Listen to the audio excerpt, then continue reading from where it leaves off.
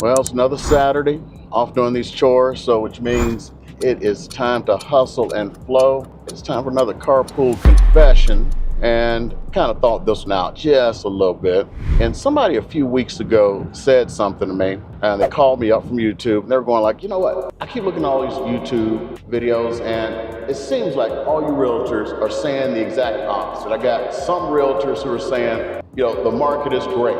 And some realtors are saying the market is terrible. Which one is it? It's like you're all saying something completely different. And I want to take a little bit of time to discuss that. And I don't know if I'm going to be able to straighten it out for anybody. And we're just going to riff here for a little bit, and we're going to discuss it and, you know, see what we can do. So here's the thing. You ever heard of that expression? There are liars, damn liars, and statisticians. They probably should add in there politicians. You can always spin something to make it sound the way you want and completely tell the truth. Haven't you noticed that?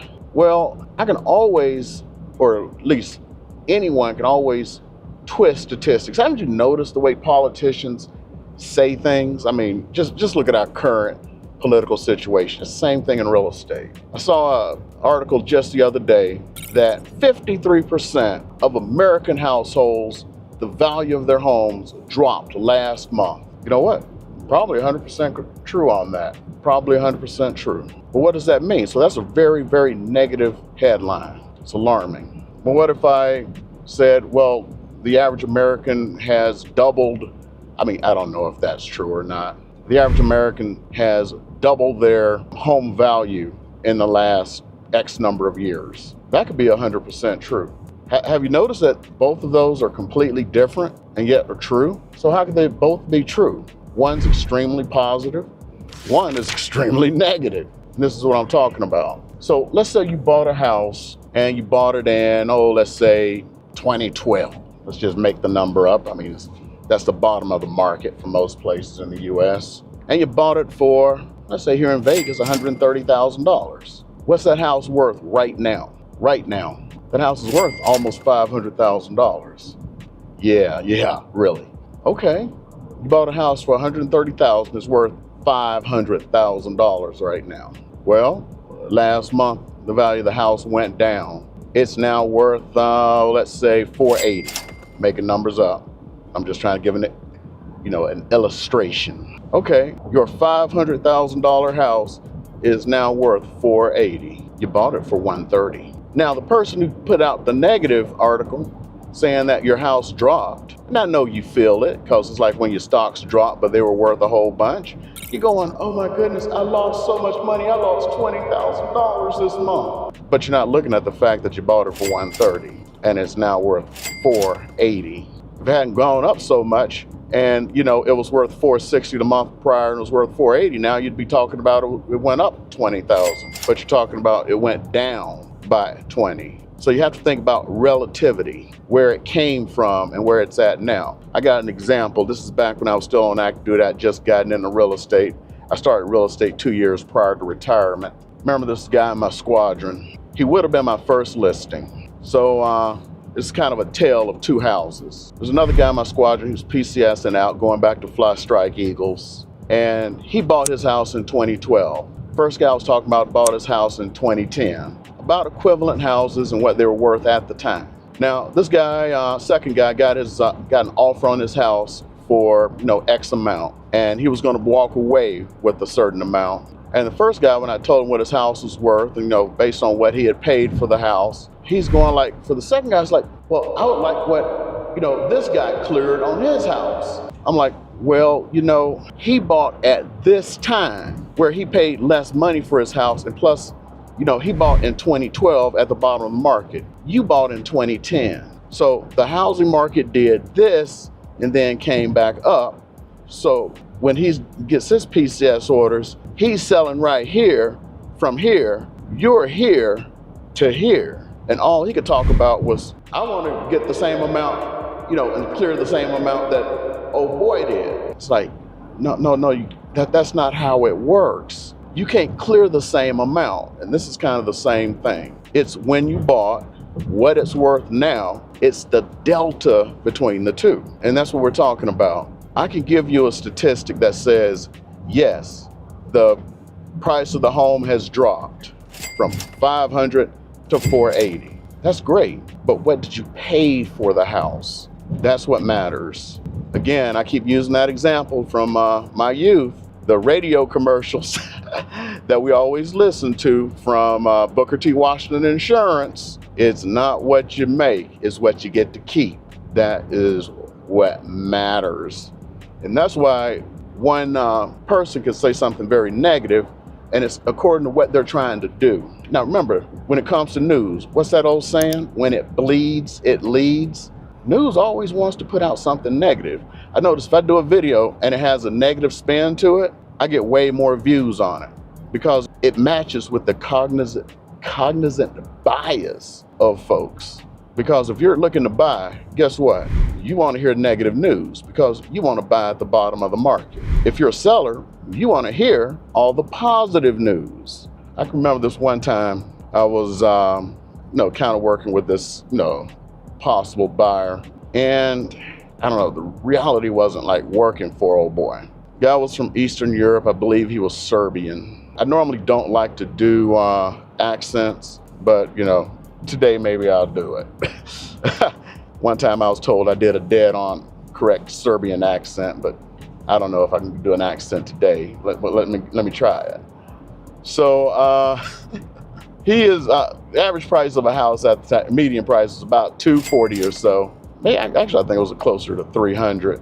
And he wanted to buy a house, and he wanted to spend no more than $140. And he wanted a great house for $140. And he is just sitting there, he's like, I will not spend no more than $140,000 for a house. And he just kept going. It's like, as a matter of fact, no, 140 is too much for a house. I go to a friend's house, he pay $120,000. It is beautiful house. Well, his friend bought the house in 2012. It's hard for people to get that when you buy a house at the bottom of the market, you win. He's trying to buy it when the houses are $300,000. That's kind of like the good news, bad news. Trust me, I've seen it too many times.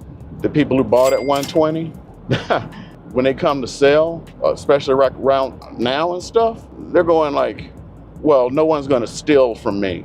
I want my $500,000. It went down by 20. I want my full 500. Well, the prices went down 20 this month, whatever. No. I need my money. Nobody's going to steal from me. You mean like when you paid 120 for the house and it was on the market for 150 and you offered 120 and they took it? It's amazing. But you just see it all day long. Same thing over and over again. But good news, bad news, right? There's this one, I actually closed on a house about this time last year. And the guy was telling me, it's like, some of these YouTubers, they have all these negative videos, always. I don't understand why they're having these negative videos. It's because it works. As hard as it is to believe, it works. You will not believe how many people, especially buyers, will call based purely on a negative video. Because then their cognitive bias will then go like, oh yeah, that's it. So the market's crashing now. So I can now get that $500,000 house for $350. Some of them really believe that. So they will call based on the negative video. So now they can buy that $500,000 house for $350. It's like when you see the YouTube ads, you see the other ads, buy a foreclosure. Do you know those do the best? Because everybody believes you can go buy a foreclosure and buy it for pennies on the dollar. When people call me up about that, I want to buy a foreclosure because I can save a bunch of money. You don't save money on foreclosures anymore. So they're operating out of like really, really, really bad and old data. So you used to save money on foreclosures. And the reason you saved money on foreclosures is because of HARP and HAMP. These were government programs to get these houses off the books of the banks. So the government paid the banks to get the money off their books. Yeah, your taxpayer dollar. So it was like, hey, we'll just take anything. The government's giving us the money to, make us whole and everything. So people still believe that, oh, I'll just go get a foreclosure and then I'll save a bunch of money. So they call up, well, I'm looking for a foreclosure. Well, why? So I could save a bunch of money. That's why I keep showing like on my videos, with the market data, you see how few foreclosures there are. in a month with thousands of homes sold, there may be 6 or 7 foreclosures. First of all, not too many people are in a situation where there's a foreclosure. I mean, a real foreclosure, real. So when there is a foreclosure, they go to what's known as an asset management company. And the asset management company, their job is to collect everything that house is worth. Oh, it's a probate. I want to do probates because I can save money. Oh, you mean because the courts by law are supposed to collect every last penny the house is worth. Those government programs don't work anymore or are not there anymore. But everybody teaches you the same thing in real estate. Yeah, advertise probates, advertise the foreclosures because that's what people want. So you see the bad news, you see the good news based upon who they're trying to attract. The bad news is to attract a buyer. The good news is to attract usually a seller because sellers want to hear everything is good. Oh yeah, my house will sell now. Nobody wants to hear what the truth is, because if they do, it'll be like, oh, I gotta go, I can't overprice my house. Most sellers are overpricing their houses because a realtor tells them they got some special program that can sell it. You can't sell it. No house right now will sell if they go overpriced. That's why so many sellers are pulling their houses off the market. We're in a very good time right now for a buyer. People don't understand that we are in a normal market. Normal. We haven't had a normal market in 2 generations because everything's been selling so daggum fast. So people aren't used to it. Oh my goodness, my house, it took 2 months to sell. My realtor messed up. No, your realtor sold it in a normal time and you're not used to that. So that's what's going on. So you'll see let's say an article. Oh, the average house is now taking 66 days, which is the normal now, 66 days to sell, when 2 years ago it took 14. It's a housing market crash. Negative. Here's reality. 25 years ago, they took 120 days. In other words, see how you can just spin that?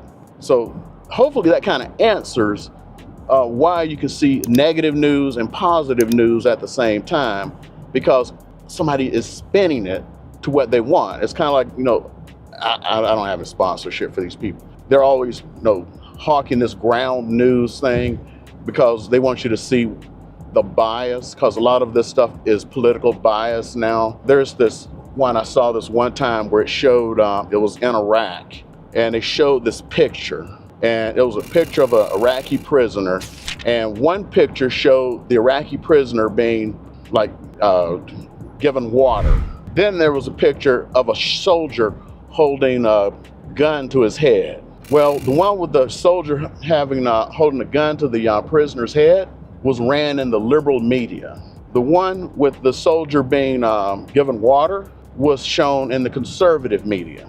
The full picture that was shown in no media, or very few media, little media, was the complete picture of, the gun was being held his head to pretty much protect the guy who was feeding, so he wouldn't jump up on the guy giving him water while he was giving him water. That's the complete picture. Nobody wants to give you the complete picture because it doesn't fit what they're trying to do. Now, I've probably confused you a little bit more, but unfortunately, that's the way the news is now. And when you see all these things on YouTube, they've kind of bent it a little bit for the narrative they're trying to do. If they're looking for a buyer, it's going to be negative. If they're looking for sellers, it's going to be positive, so they can get people to list their homes. That's all it is to it. But they're using really curated data that's all true, but they're not telling you the other piece of it, okay? Hopefully that kind of clears some things up for you and answers that one person's question and answers a whole bunch of other people's questions about how does this happen. Okay. Let's go ahead and end this. I'm actually going to Home Depot today. I think I have enough gas. I may still get a little bit of gas. I'm actually getting some welcome mats so I can laser them. Because we had this, charity auction thing. And with my big ass laser, I'm gonna be, for the ones who want or bid on and got the welcome mats, I doing those, and I found the best blank ones are at Home Depot. The ones from Walmart were trash. They kind of like burn and stuff, and like the actually started a few little fires with them. So anyway, to my military brothers and sisters, y'all know the drill. Alpha Mike Foxtrot. To the rest of the 80% of folks, we're here for you. You know we love you. We're gonna keep them lights on for you. And right now, you know another video is about to pop up. Go ahead, take a look at that video. I'm gonna meet you on over there, and you know, all that YouTube stuff. Oops, right here should be a QR code popping up. Go ahead and take a pop at that. If you're on your phone, go ahead and click on that. Also, information is down below in the pinned comments. And I will see you in the next video, and see you next week. Bye.